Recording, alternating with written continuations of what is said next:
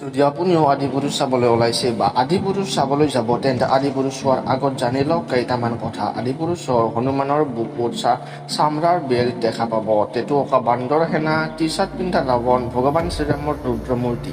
যদি আপুনিও আদিপুৰুষ চিনেমাখন চাবলৈ ওলাইছে তেন্তে শুনক কেইটামান ছবিখনৰ কথা। আধুনিকতা আনিবলৈ গৈ আজব ভিজুৱেল দেখুৱাইছে আদিপুৰুষ চিনেমাখনৰ নিৰ্মাতাসকলে।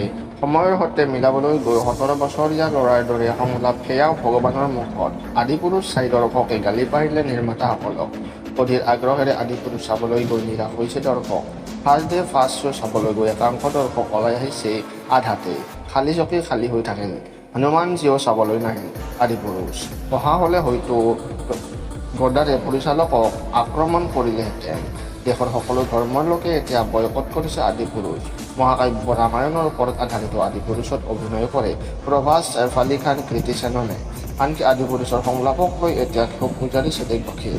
কাহানিও কোনেও নভবা সংলাপ দেখিবলৈ পোৱা গৈছে এই ছবিখনত। সলনি হ'ব এতিয়া আদিপুৰুষৰ সংলাপ।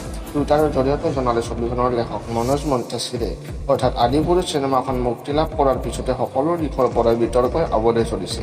পিছে আপুনি আদিপুৰুষ চালে নে নাই, বা আদিপুৰুষ যদি চাইছে কেনেকুৱা পালে আমাক কমেণ্টত নিশ্চয় জনাব। কিন্তু লাইক কৰি চেনেলটো ছাবস্ক্ৰাইব কৰি বেল আইকনটো প্ৰেছ কৰি দিব নাপাহৰিব।